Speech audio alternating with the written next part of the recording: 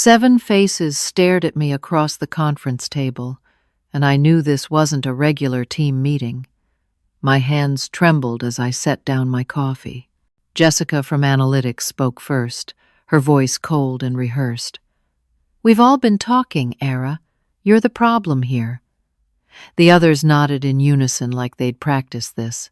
My manager, Brian, leaned against the wall with his arms crossed. "Maybe it's time you step down," he said quietly. I reached into my bag slowly. "Before I do," I whispered, "let me show you something." I pulled out a small manila folder from my bag and set it on the table. The room went silent, except for the hum of the air conditioning.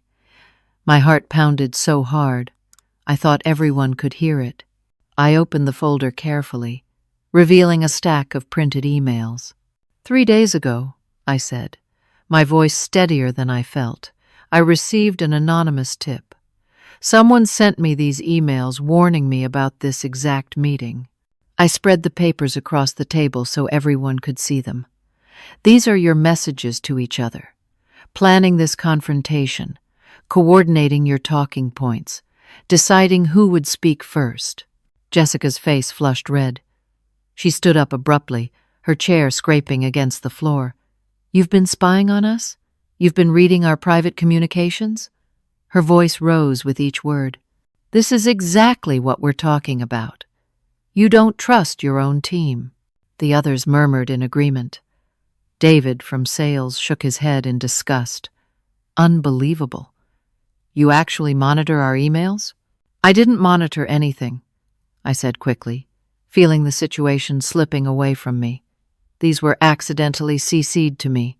I didn't go looking for them. Someone sent them to me anonymously because they thought I should know what was happening." "Who?" Jessica demanded. "Who sent them to you?" "I don't know. The email came from a temporary account that's already been deleted." Brian finally spoke from his position against the wall. He hadn't moved, but his expression had changed from uncomfortable to something harder. "Ara, this just proves what we've been saying. You've created a culture of paranoia and mistrust. Whether you actively spied or passively received these emails doesn't matter. Your first instinct was to collect evidence against your team instead of addressing the concerns head-on. I felt like I'd been punched. I tried to address concerns.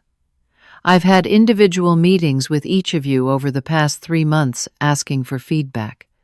Everyone said things were fine. Because we were afraid to tell you the truth," said Amanda from Product Development. Her voice was softer than Jessica's, but somehow more cutting. "You have a way of making people feel like they can't be honest with you." I looked around the table at people I'd worked with for 2 years. People I'd mentored, advocated for, fought to get raises for. Now they looked at me like I was a stranger. Worse, like I was an enemy. Brian pushed himself off the wall and walked to the table. He reached into his own briefcase and pulled out a thick packet of papers, easily 3 times the size of my folder. He slid it across the table toward me. "What's this?" I asked, though part of me already knew. "Performance documentation," Brian said. "I've been tracking issues for the past 6 months. Written warnings about missed deadlines. Complaints from team members about your management style. Incidents where you spoke inappropriately to staff. Client feedback about unprofessional behavior." I flipped through the pages, my hands shaking harder now. Each document had dates, times, detailed descriptions, and at the bottom of each one, a signature that was supposed to be mine. "I never saw any of these," I said. "I never signed these." "You did," Brian said calmly. "You signed them in our one-on-one meetings. Perhaps you don't remember because there were so many of them." "That's not true. We never discussed any of this. I would remember signing disciplinary documents." I looked at the signatures more closely. They looked like mine, but something was off. The loops were too perfect, too consistent. "Are you calling me a liar?" Brian's voice had an edge now. "I'm saying these documents are fabricated.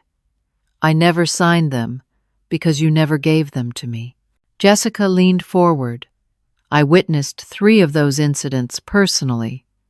So did David and Amanda. We all saw what happened." "What incidents? What are you talking about?" "The client meeting in August where you showed up 45 minutes late and couldn't remember their company name," Jessica said. "The team meeting in September where you yelled at Amanda for asking a question. The presentation in October where you clearly hadn't prepared and tried to blame the tech team when your slides didn't work. None of this happened. I was never late to the August client meeting because there was no client meeting in August. I never yelled at Amanda. The October presentation went perfectly. But as I looked around the table, everyone was nodding. They were all backing up Jessica's version of events. I understood then. This wasn't just about forcing me out. They'd built an entire false history, complete with documentation and coordinated testimonies, and I had no way to prove any of it was a lie. "Brian, you know none of this is true," I said quietly. He crossed his arms again. "What I know is that I have 6 months of documentation and multiple witnesses. What you have is a conspiracy theory and some emails that may or may not be real." He paused, letting that sink in. "Ara, I'm trying to help you here. If this goes to HR and they do a formal investigation, it's going to get ugly. Very ugly. You'll be terminated for cause, which means no severance, no positive reference, and a permanent mark on your record. So what are you suggesting? Resign today. We'll frame it as you wanting to pursue other opportunities. You'll get 6 months severance, and we'll give you a neutral reference that confirms dates of employment. No one needs to know about any of this. And if I don't resign?" Brian's expression hardened. "Then tomorrow morning, I file a formal complaint with HR. All of this documentation becomes part of your permanent file. The investigation begins. And trust me, with this many witnesses and this much evidence, you won't survive it." I looked at each face around the table. Jessica looked triumphant. David and Amanda looked uncomfortable but determined. The others avoided my eyes. And Brian looked like he was doing me a favor. I was trapped. If I fought this, they had 6 months of forged documents and 7 people willing to lie. If I resigned, I'd lose my career, but at least I'd escape with some dignity and financial security. "I need time to think about this," I said. Brian checked his watch. "You have 24 hours. This offer expires tomorrow at this time. After that, we proceed with the formal termination process." I gathered my folder of emails. Though they felt useless now, they'd turned my evidence into proof of my paranoia. I stood up on shaky legs and walked to the door. As I reached for the handle, Jessica spoke one more time. "It's really for the best, Ara. Sometimes people just aren't cut out for leadership." I didn't turn around. I couldn't let them see the tears starting to form. I opened the door and walked out, wondering how everything had fallen apart so completely in the span of 30 minutes. I drove home in a daze, nearly running a red light on Maple Street. My phone rang twice. I ignored it both times. When I finally pulled into my apartment complex parking lot, I sat in my car for 20 minutes, staring at nothing. Eventually, I dragged myself inside and collapsed on my couch. That's when I finally looked at my phone. Both missed calls were from Lauren, my best friend since college. Lauren was an attorney at a corporate law firm downtown. If anyone could help me make sense of this, it was her. I called her back. "Finally," she answered. "I've been trying to reach you for an hour. Are you okay?" "No," my voice cracked. "Lauren, something really bad just happened." I told her everything. The ambush meeting, the forged documents, the coordinated lies. Brian's ultimatum. Lauren listened without interrupting, which I appreciated. When I finished, there was a long silence. Ara, this is serious. This isn't just a hostile work environment. This is conspiracy to commit fraud. Those forged signatures alone could be criminal. What do I do? First, don't resign. Don't sign anything. Second, document everything you can remember from today. Write it down while it's fresh. Third, we need to get you a lawyer who specializes in employment law. I can't afford a lawyer, Lauren. I barely have $12,000 in savings. We'll figure it out. For tonight, just document everything. I'll make some calls tomorrow and see who I can find that might work with you on payment plans. After we hung up, I opened my laptop and started typing. I wrote down every detail I could remember, what each person said, the expressions on their faces, the specific documents Brian showed me. I was 3 pages in when my phone buzzed. A text from an unknown number. I opened it and felt my blood run cold. It was a photo of me from 2 weeks ago at Murphy's Bar downtown. I'd gone there after work with some friends from my gym. In the photo, I was laughing, holding a beer. But something about the angle and the lighting made it look wrong. Made it look like I was drunk, stumbling. Another text came through. A different photo, this one from a restaurant. Same effect. The angle made it look like I could barely sit up straight. Then a third text, just words this time. Wonder what corporate will think of their director. My hands shook as I stared at the photos. Someone had been following me, taking pictures, and now they were manipulating them to create false evidence of drinking problems. I barely slept that night. Every time I closed my eyes, I saw Jessica's smug face or Brian's cold expression. I kept checking my phone, afraid of what else they might send. At 5 a.m, I gave up on sleep and got dressed. If Brian was going to force me out, I'd at least go to the office and collect my own evidence. Emails, reports, client feedback, anything that proved I'd been doing my job well. I needed ammunition if I was going to fight this. I arrived at the building at 6:30. The parking lot was nearly empty. I pulled out my access card to scan at the lobby entrance. The light turned red. Access denied. I tried again. Same result. Confused and increasingly anxious, I tried a third time. The security guard inside noticed and came to the door. His name was George, and we'd chatted hundreds of times over the past 2 years. But this morning, his face was apologetic. "I'm sorry, Miss Era. Your access has been deactivated." "What? Why?" "I don't have those details. You'll need to speak with your manager." I called Brian. It went to voicemail. I called again. Voicemail. I sent a text. "I'm locked out of the building. What's going on?" No response. I waited in my car for an hour and a half, watching employees arrive for the workday. At 8:15, Brian's car pulled into his reserved spot. I got out and intercepted him before he reached the entrance. "Brian, my access card isn't working." He looked genuinely surprised. "Really? That's strange. Must be an IT error. Let me get you inside and we'll figure it out." I followed him through the lobby. George scanned Brian's card and let us both through. But as we walked toward the elevators, I noticed something wrong. There was a security guard standing outside my office door. Not George, someone I didn't recognize. "Brian, why is there security at my office?" His surprised expression faded into something more guarded. "Ara, let's talk in the conference room." "I don't want to talk in the conference room. I want to know why there's security at my office and why my access was deactivated." "Conference room. Now." We walked there in tense silence.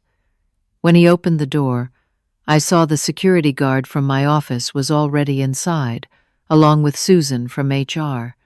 On the table was a cardboard box filled with my things. My framed photo of my family, my coffee mug, my small desk plant. "What is this?" I asked, though I already knew. Susan spoke first. Her voice was professional but not unkind. "Ara, late last night, the CEO received a formal complaint about your behavior.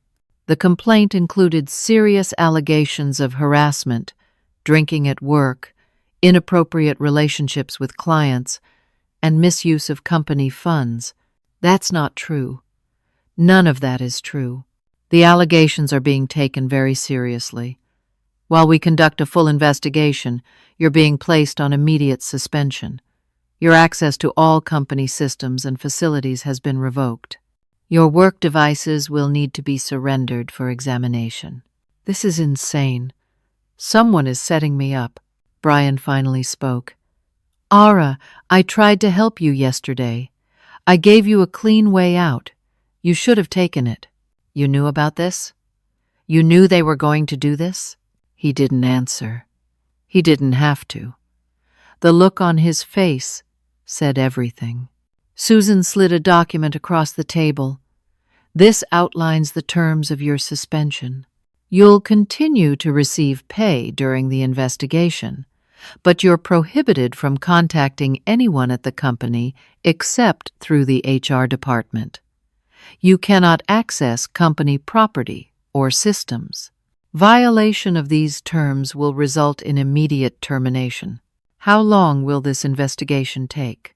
These things can take several weeks, possibly longer given the nature of the allegations." The security guard stepped forward. "I need to collect your laptop and phone." "My phone is my personal phone.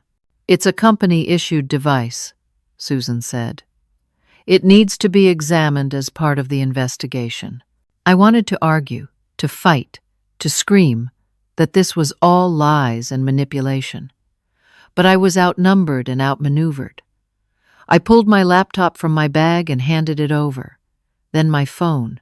In an instant, I lost access to all my work files, all my contacts, all the evidence I'd hoped to gather. The security guard escorted me out of the conference room. We walked past my office where another guard was sealing the door with tape. We walked past the open floor plan where my team Saturday. Jessica looked up from her desk, met my eyes, and smiled. We took the elevator down to the lobby. George wouldn't meet my eyes as I walked past. And then I was standing in the parking lot, holding a cardboard box of my personal belongings, officially suspended from the job I'd poured my heart into for 2 years. I put the box in my trunk and sat in the driver's seat. I couldn't move, couldn't think. The 24-hour deadline didn't matter anymore. They'd already destroyed me. 2 days passed in a blur. I stayed in my apartment, afraid to go anywhere, afraid someone might be photographing me. I'd unplugged my laptop from the internet, paranoid they might have installed monitoring software. I used Lauren's old phone that she'd given me after mine was confiscated. On the 3rd day, a certified letter arrived. My hands shook as I signed for it and opened the envelope. It was from the company's legal department. They were suing me for breach of contract and theft of intellectual property. According to the letter, I had stolen confidential client lists and proprietary marketing strategies with the intent to start a competing business. I had never done any such thing. I'd never even considered leaving to start my own company. But as I read through the detailed allegations, I saw how they'd constructed this lie. They claimed I'd sent files from my work email to my personal email address. They had dates, times, and lists of specific files. My personal email had been hacked. Someone had accessed my account and sent themselves files from my work computer to make it look like I was stealing information. The evidence was entirely fabricated, but it looked real enough to convince a court. The letter demanded, I immediately return all stolen property, and cease any attempts to start a competing business. It informed me that they were seeking damages of $250,000 plus legal fees. The legal retainer to defend myself against this lawsuit would be $50,000 minimum. I had $12,000 in my savings account. I called Lauren again. She came over that evening with takeout food I couldn't eat and a legal pad full of notes. "This is really bad, Ara. They're playing hardball. But we can fight this. The problem is cost. I've called every employment lawyer I know. The cheapest retainer I found was $35,000, and that's because I called in some favors. I don't have $35,000. I don't have anywhere near that. What about a payment plan?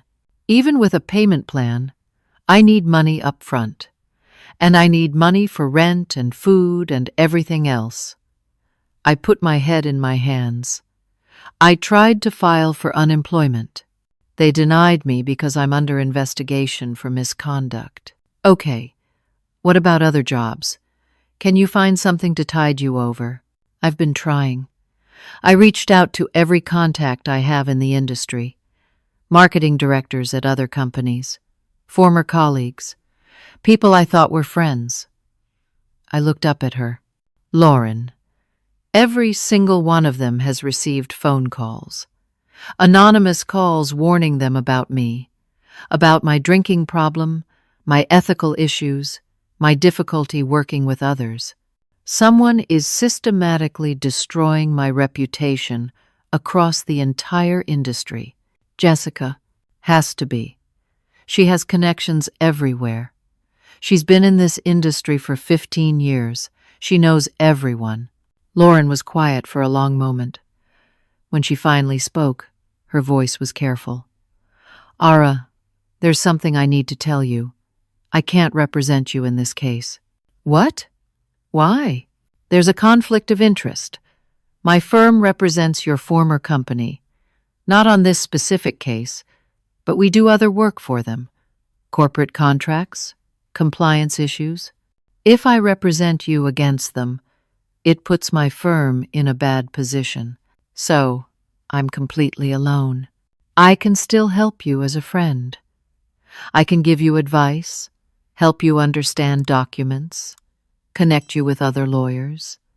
I just can't officially represent you." After Lauren left, I sat on my couch and tried not to cry. Everything was falling apart.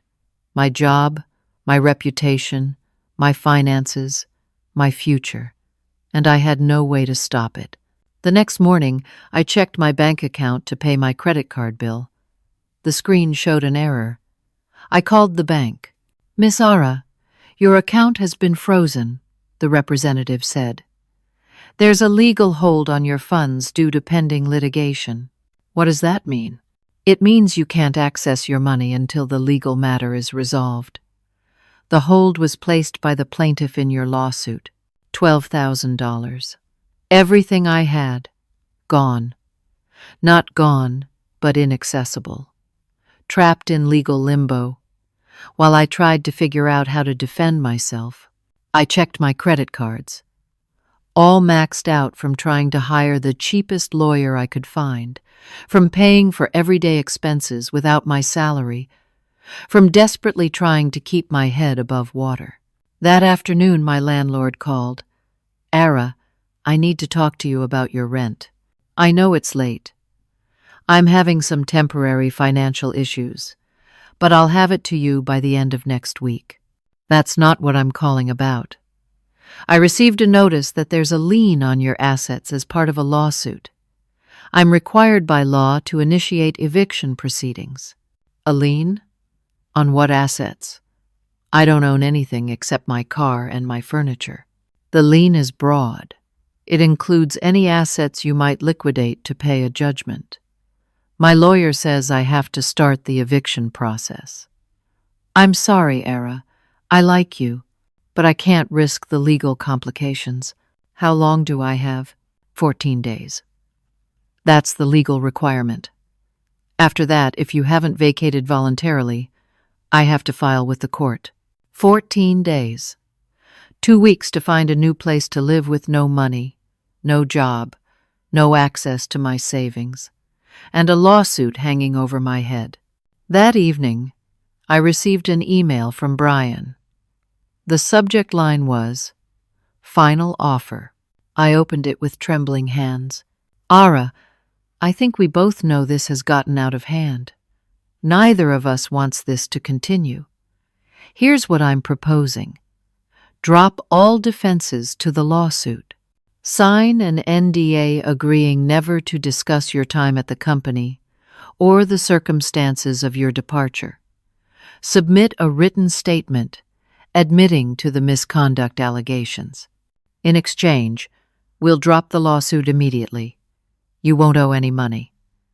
We'll remove the lien on your account so you can access your savings. You won't get your job back, but at least you won't be bankrupted. This offer expires in 48 hours. I read it 3 times. They wanted me to admit to things I didn't do. They wanted to silence me forever. They wanted to blacklist me from the industry with a written confession of misconduct. But I'd have my $12,000 back. I could pay rent. I could buy food. I could survive. Wasn't survival worth more than pride? I didn't sleep that night either. I kept reading Brian's email over and over, weighing my options. By morning, I'd almost convinced myself to sign. At least if I signed, the nightmare would end. I'd be broke and blacklisted, but I wouldn't be homeless. At 9 in the morning, I called my sister Emma. She lived an hour away with her husband and 3 kids. We'd always been close, but I'd been avoiding her calls for the past week because I didn't want to burden her with my problems. "Ara, finally. I've been so worried about you. Lauren called me and told me what's happening." Of course Lauren had called her. Lauren knew I needed family right now. "Emma, I don't know what to do.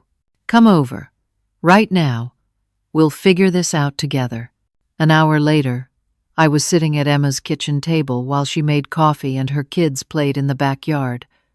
I told her everything. She listened with growing anger on her face. "This is criminal.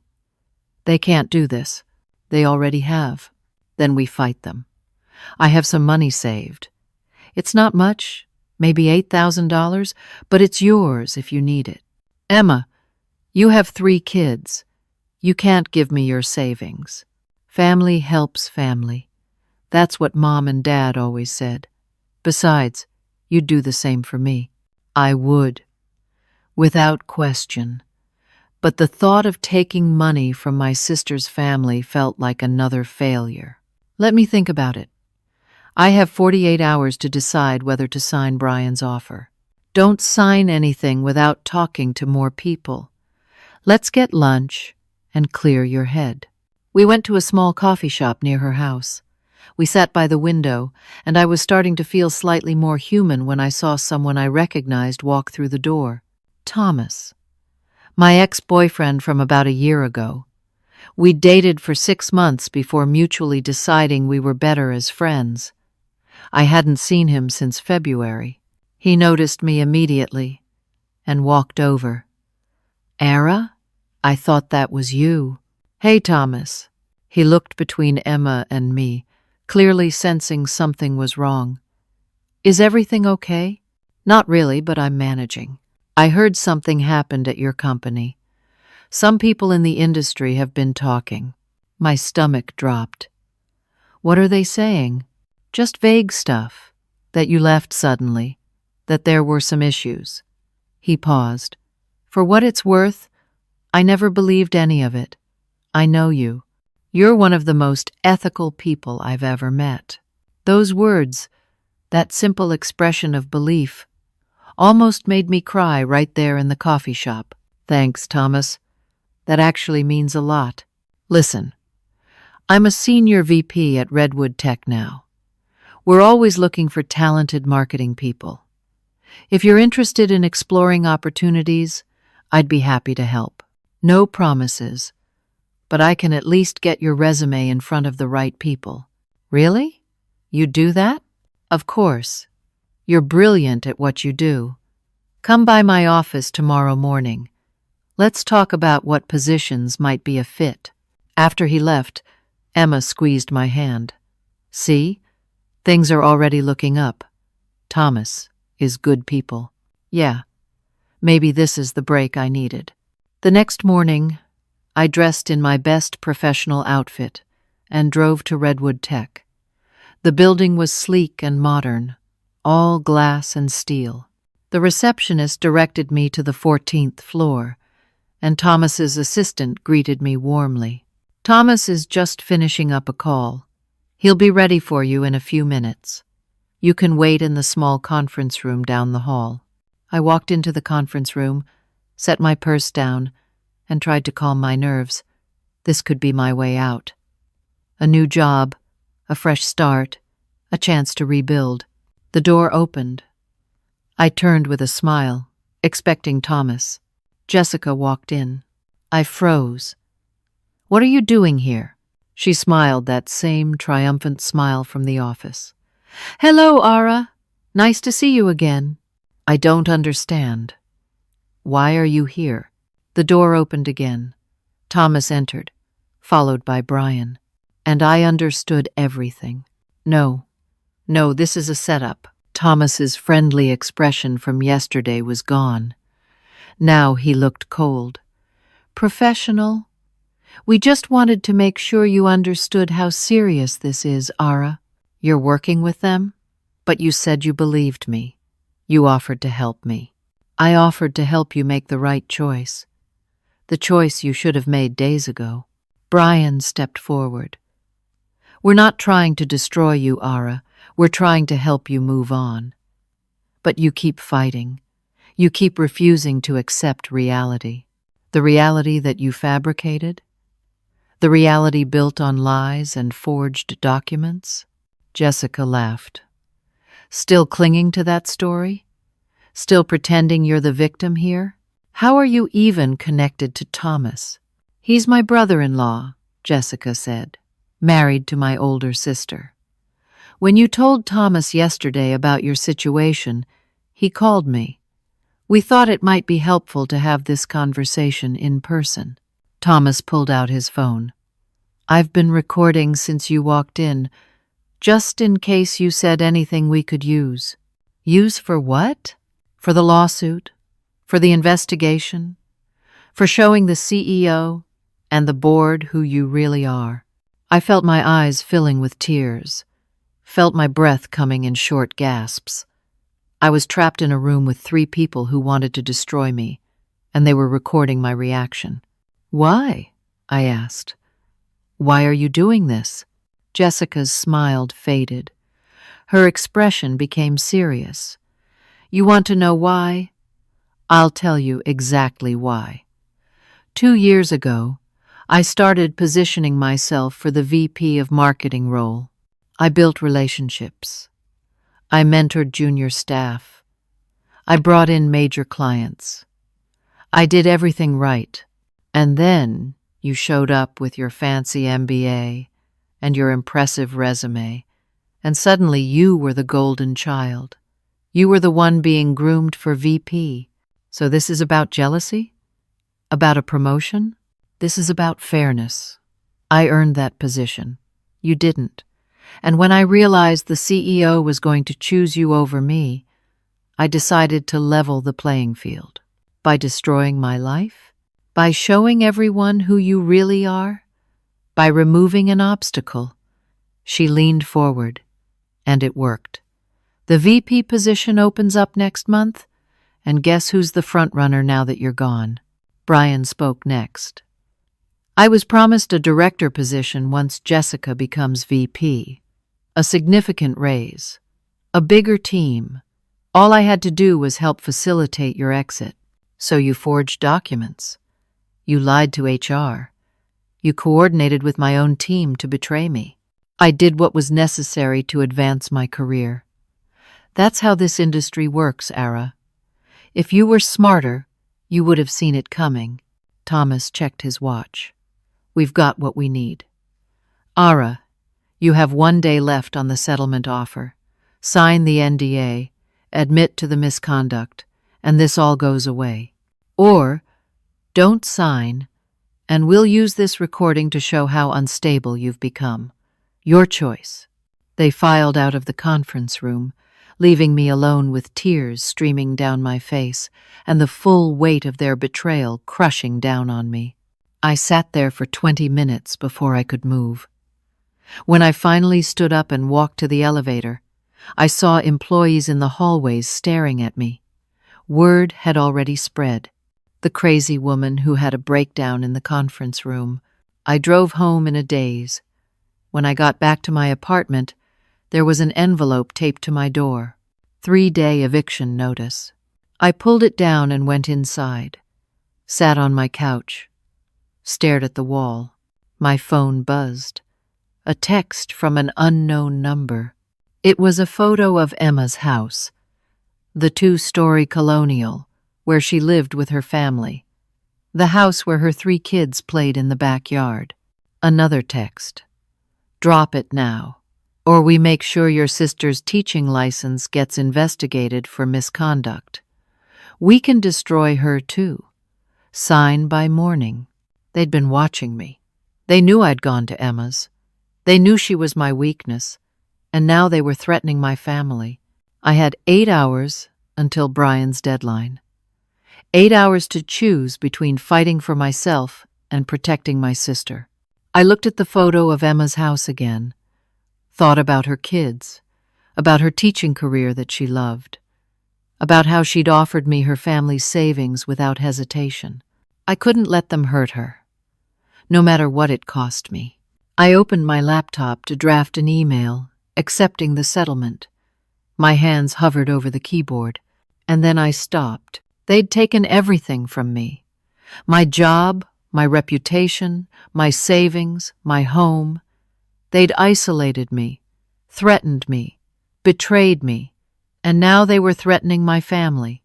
If I signed that NDA, they won completely. They destroyed me and got away with it. Jessica got her promotion, Brian got his raise, and I became another cautionary tale about what happens when you don't play the game. But if I fought back, if I exposed them, they might follow through on their threat against Emma. I sat at my laptop for 3 hours, paralyzed by the impossible choice. At midnight, I made my decision. I didn't sign the email. Instead, I opened every cloud storage account I had and started uploading files. Everything I'd documented. Screenshots of the anonymous texts. Photos of the forged documents I'd managed to take with my phone before they confiscated it. The emails showing coordination. The timeline of events. Everything. I saved copies to 3 different USB drives and put them in separate locations. One in my car's glove box, one in a book on my shelf, one in my bathroom behind the mirror. If they were going to come after Emma, at least I'd have evidence to prove why. At least the truth would be documented somewhere. At 4 a.m, I called Patricia, the name from the deleted emails, the former employee who'd tried to warn me about Jessica and Brian 6 months ago. The phone rang 5 times. I was about to hang up when a woman's voice answered. "Hello? Is this Patricia?" "Yes. Who's this?" "My name is Era. I work at your former company. I found emails you sent me 6 months ago warning me about Jessica and Brian. They were in my deleted folder. I never saw them until now."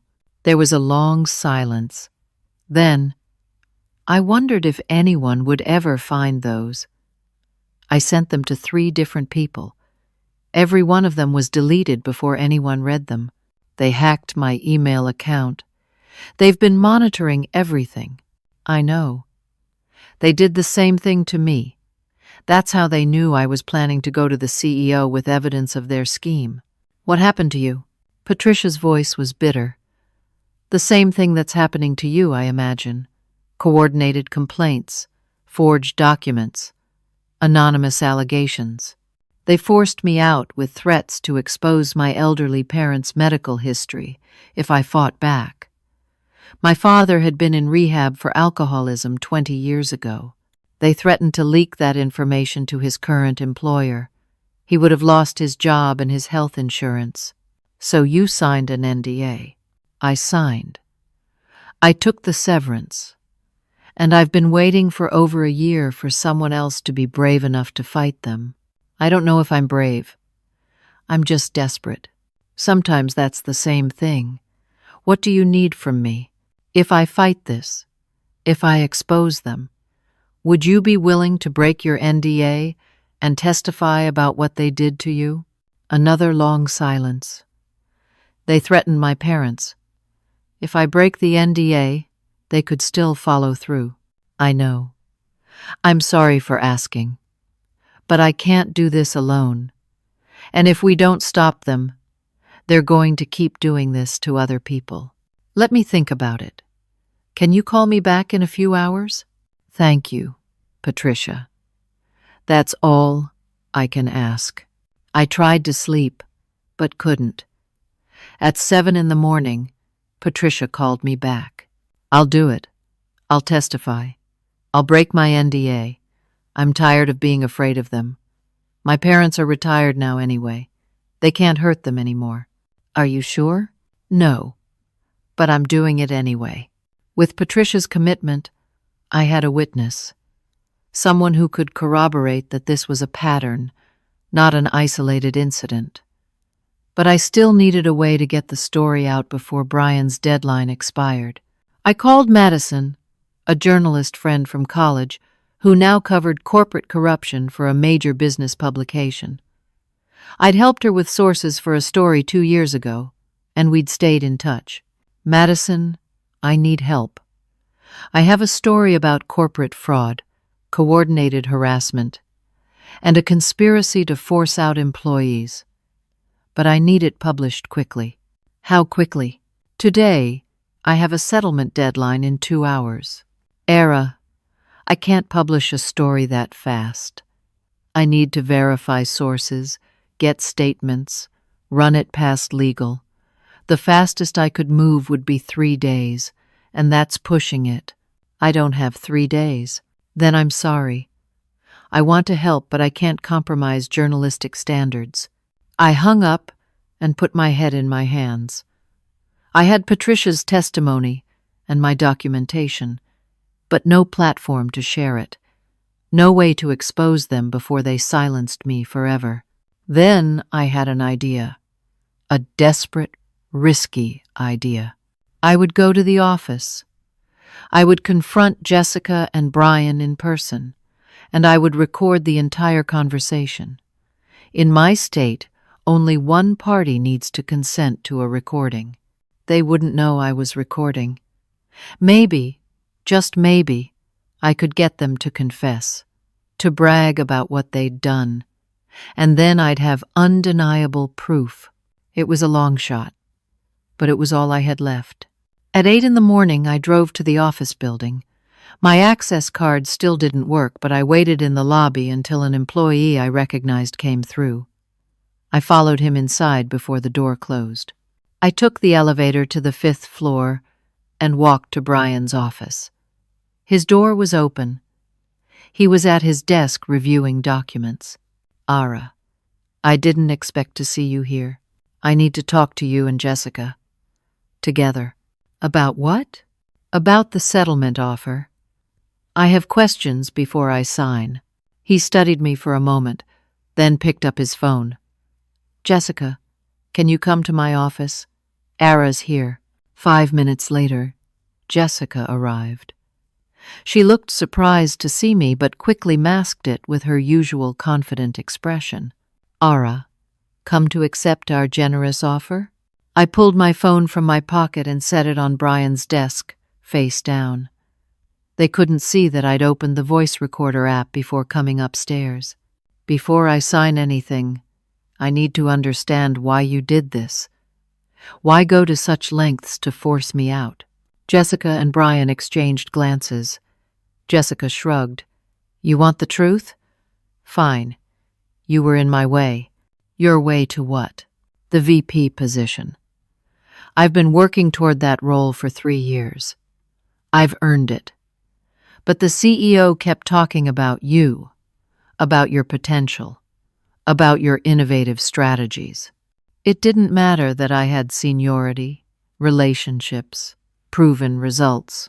You were the shiny new toy. So you decided to destroy me. I decided to level the playing field, and Brian here was happy to help. Brian leaned back in his chair. Jessica offered me a promotion if I could facilitate your exit. Director of Operations, $30,000 raise. I'd be stupid to turn that down. So you forged my signatures on disciplinary documents. I didn't forge anything. I hired someone to do it. Very skilled, very expensive, worth every penny. And hacking my email? Jessica smiled. That was easier than you'd think. Your password was your dog's name and your birth year. Not exactly Fort Knox security. What about threatening my sister? Insurance, Jessica said. We knew you were stubborn. We needed leverage to make sure you'd sign the NDA and go away quietly. So you're willing to destroy an innocent person's career just to control me, if necessary.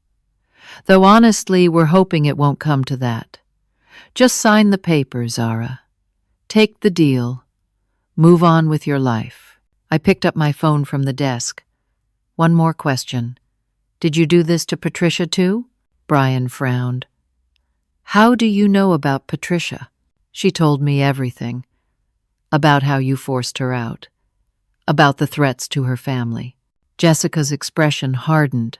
Patricia signed an NDA. If she talked to you, she violated it. And you forged documents for her too? That was my first time, Brian said. I wasn't as good at it then. Had to practice. By the time we got to you, I'd perfected the technique. And the other team members? How much did you pay them to lie about me? David and Amanda got $5,000 each. The others just needed a little convincing about what they'd seen. People's memories are surprisingly flexible when their manager tells them what to remember. I had everything I needed. Full confessions, specific details, their casual admission of fraud, conspiracy, extortion, and harassment. I stood up. Thank you for being so honest. Jessica narrowed her eyes. You're going to sign the settlement? No, I'm going to destroy you. I walked out of Brian's office before they could respond. I heard Jessica say, "What did she mean by that?" as I headed for the elevator. But I didn't make it to the elevator. As I rounded the corner, I nearly collided with someone. Helen, the CEO. She was standing there with the head of HR, Rachel, and the company's lead counsel, David Lawson. All three of them had been waiting in the hallway. "Miss Ara," Helen said, "thank you for coming in today." My heart pounded. Had they been listening? Did they already know? Helen gestured to the conference room. "Could we speak with you for a moment?" I followed them inside, my mind racing. Were they part of this too? Was this another trap? Helen closed the door and turned to face me. "We've been listening to your conversation with Jessica and Brian. The whole thing. Thank you for that confession. It was exactly what we needed." "You were listening?" "How?" Rachel explained. "Patricia contacted Helen directly yesterday with her evidence. Helen called an emergency meeting with legal and HR. We reviewed server logs, financial records, email metadata. Everything Patricia told us checked out, but we needed more. We needed to hear them confess in person. When you called this morning asking to meet with Brian and Jessica," Helen continued, "we saw an opportunity. We had David plant a recording device in Brian's office. Your recording was a backup, but we already had enough to terminate them." I stared at them, trying to process what I was hearing. "So you know everything? You know they framed me? We know everything, and we're appalled. This is not who we are as a company. Then why didn't you stop them sooner? Helen's face tightened with regret. Because we didn't know. They hid it well. They manipulated systems, corrupted documentation, and turned your team against you before anyone in leadership realized what was happening.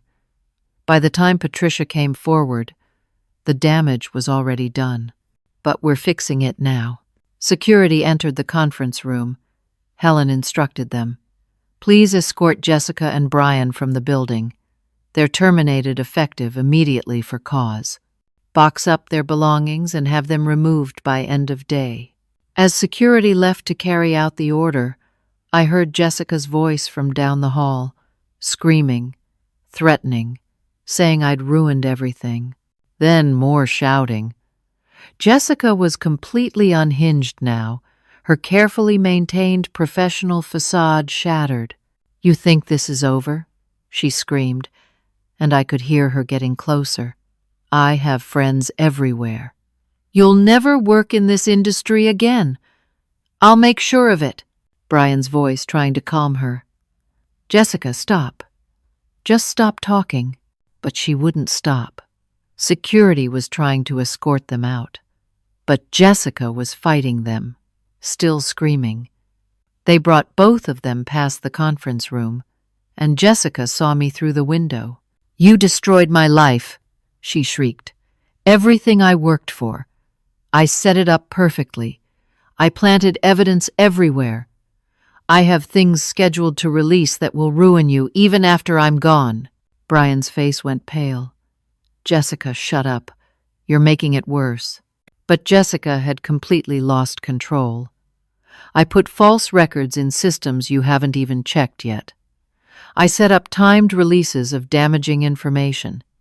Even if you fire me, I'll take her down with me. Security finally got her into the elevator, her threats still echoing through the hallway. Helen turned to me, her expression grave. Jessica wasn't bluffing about planting more evidence. We need to do a complete forensic audit of every system she had access to. That could take weeks. My brief moment of hope crashed down. So even though you know the truth, I'm still not cleared? You're cleared of the allegations we investigated. But we need to verify there aren't more false records waiting to surface.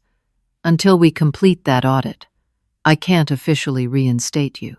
If we brought you back, and then more fabricated evidence appeared, it would undermine everything. Rachel added gently, You'll remain on paid suspension, but it's administrative now rather than disciplinary. You're not under investigation. We're investigating the systems. How long? Minimum 3 weeks. Possibly longer, if we find evidence of deeper tampering. I sat down heavily. They believed me. They'd fired Jessica and Brian, but I was still in limbo, still unable to work, still waiting for someone else to determine my fate. David Lawson, the company counsel, spoke for the first time. For what it's worth, Miss Ara, we're also pursuing criminal charges against Jessica and Brian. Fraud, forgery, extortion, conspiracy. The district attorney is very interested in this case. It was something, but it wasn't enough. I'd won the battle but was still losing the war. What about Thomas? I asked. Jessica's brother-in-law. He helped them. We're investigating his involvement. If he knowingly participated in the scheme, his company will be notified. Helen walked me to the elevator. Ara, I know this isn't the resolution you wanted, but we will make this right. I promise you that. I nodded, not trusting myself to speak.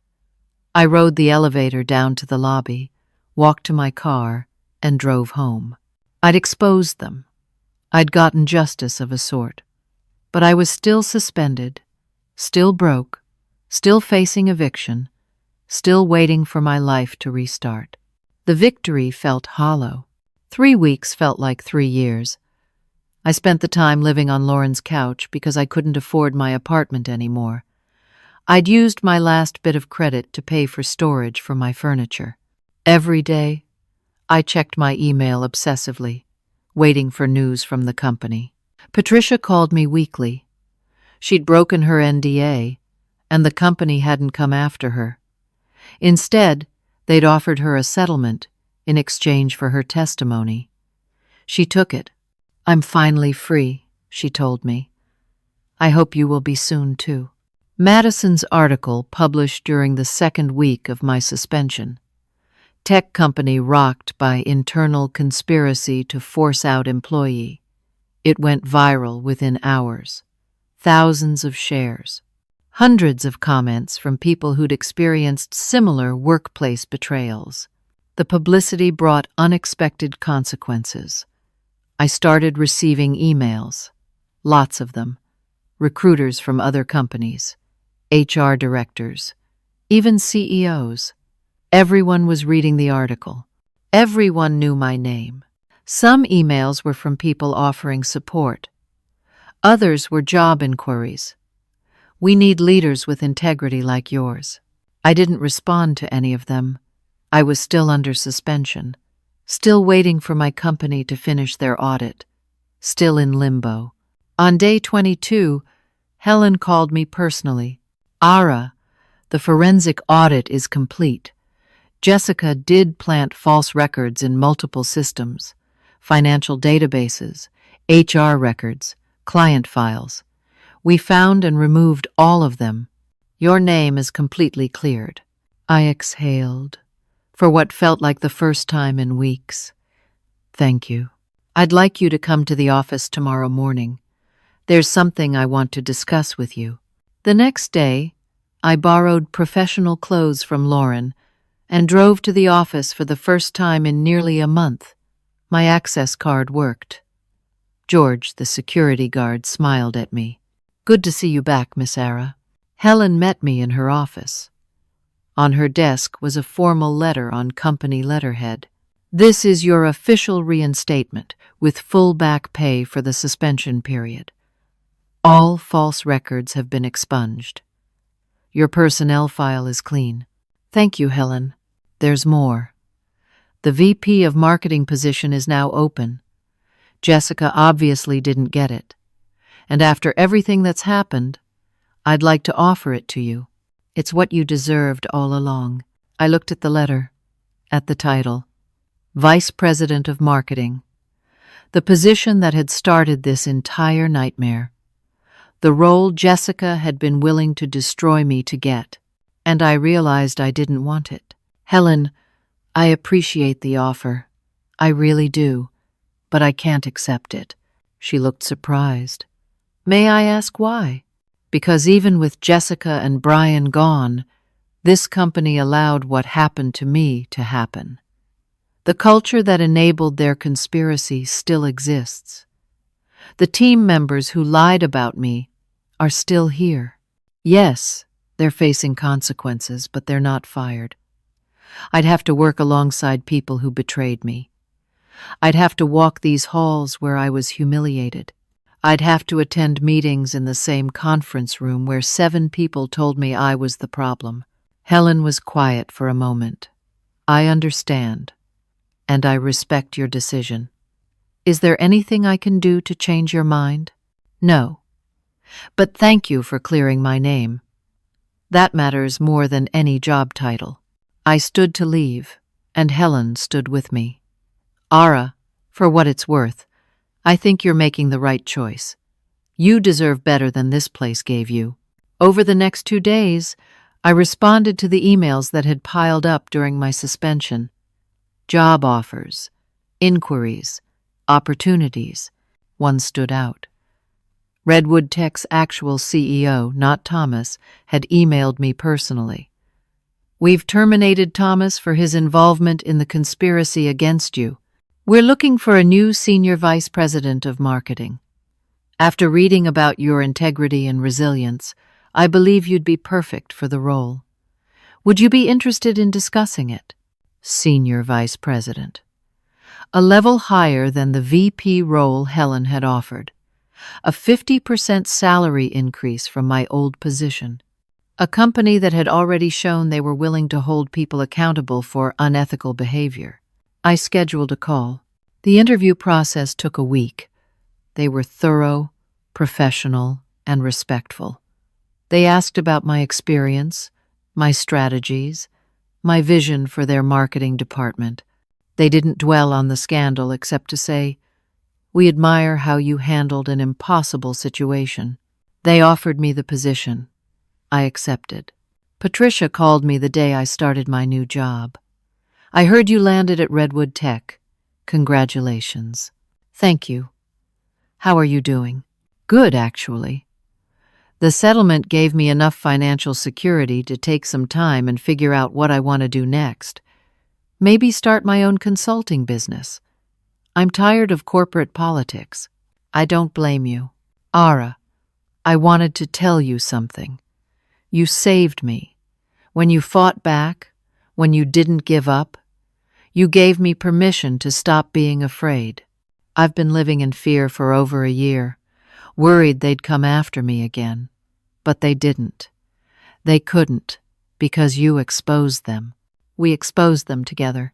Still, thank you." That same week, I learned the full consequences of what Jessica and Brian had done. Jessica faced criminal charges: fraud, forgery, extortion, and conspiracy. Her trial was scheduled for 6 months away. Her career was over. Her reputation was destroyed. Even her brother-in-law Thomas had publicly distanced himself from her after losing his own job. Brian took a plea deal. He testified against Jessica in exchange for reduced charges. He'd served 2 years of probation and pay restitution. His professional credentials were revoked. He'd never work in corporate management again. The team members who'd participated in the conspiracy faced their own reckonings. David and Amanda were terminated for accepting bribes. The others were demoted or chose to resign rather than face the stigma of their involvement. Helen implemented new company policies: mandatory reporting of workplace conflicts, anonymous ethics hotlines, regular audits of HR documentation, and strict penalties for retaliation against employees who raised concerns. It wouldn't undo what happened to me, but maybe it would prevent it from happening to someone else. 6 months after starting at Redwood Tech, I was settling into my new office on the 20th floor when my assistant told me I had a visitor. Patricia walked in carrying 2 coffees and a smile. "I was in the neighborhood and thought you might want to catch up." We sat in my office, drinking coffee and watching the city below. Patricia told me about her new consulting business. She was working with companies to improve their workplace cultures and prevent the kind of toxic behavior we'd experienced. "I never thought I'd find a career I loved more than corporate marketing," she said. "But this feels meaningful, like I'm actually making a difference." "You are. And you made a difference for me when it mattered most." We made a difference for each other. After Patricia left, I spent some time reflecting on everything that had happened: the betrayal, the fear, the desperate fight to clear my name, the ultimate victory that came from refusing to give up. I thought about what I'd learned through the nightmare. I learned that courage isn't the absence of fear. It's choosing to act even when you're terrified. It's standing up for yourself when everyone around you is telling you to back down. I learned that betrayal reveals people's true characters, both the ones who betray you and the ones who stand with you when it costs them something. Lauren, Emma, Patricia. They'd all risked something to help me when I had nothing to offer in return. I learned that fighting for yourself is worth it, even when the cost seems unbearable, even when signing away your rights and your truth feels like the easier path, because staying silent to protect a false peace only empowers people who abuse power. I learned that systems and institutions won't always protect you. Sometimes you have to protect yourself. Document everything. Trust your instincts. Don't ignore red flags. Most importantly, I learned that you can lose everything and still rebuild. My career was supposed to be over. My reputation was supposed to be destroyed. My future was supposed to be finished. But I refused to accept that story. I fought back, and I won. My new role at Redwood Tech exceeded every expectation. My team respected me. My strategies were working. My salary allowed me to not only support myself, but help Emma's family and contribute to Patricia's business. I'd moved into a beautiful apartment downtown with floor-to-ceiling windows and a view of the harbor. On my desk at home, I displayed a small framed quote, "They tried to bury me. They didn't know I was a seed. Emma's kids made me that gift for my birthday." My sister said they'd been learning about resilience and growth in school, and they wanted to celebrate their aunt who'd shown them what those concepts really meant. Every morning, I looked at that quote and remembered what I'd survived, what I'd overcome, what I'd learned about my own strength. The scars from that experience would always be there. Some nights, I still woke up anxious, remembering the feeling of being trapped with no way out. Some days at work, I still felt a flash of panic when called into unexpected meetings. But those scars also reminded me of what I was capable of how far I'd come, of the fact that the worst moment of my professional life had become the foundation for something better. Jessica's trial concluded with a guilty verdict. She served 18 months in minimum security prison and was ordered to pay restitution to both me and Patricia. I didn't attend the sentencing. I didn't need to see her face again. Justice happened without requiring my presence. Brian completed his probation and moved to another state. I heard through mutual connections that he was working in retail management now, far from the corporate world that had once been his ambition. Thomas never recovered his career.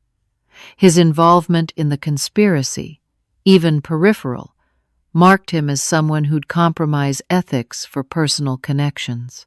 He sent me an apology letter about a year after everything happened. I read it once and threw it away. Some apologies come too late to matter. The industry remembered what happened. Articles were written. Workplace ethics seminars used our case as an example. Companies updated their policies. I became known not as the woman who was victimized, but as the woman who fought back and won. People asked me to speak at conferences, to share my story, to offer advice to others facing similar situations. I accepted some of those invitations because I wanted people to know that fighting back is possible. That corruption can be exposed. That courage matters. My life wasn't perfect. No one's is, but it was mine again. Built on truth instead of lies.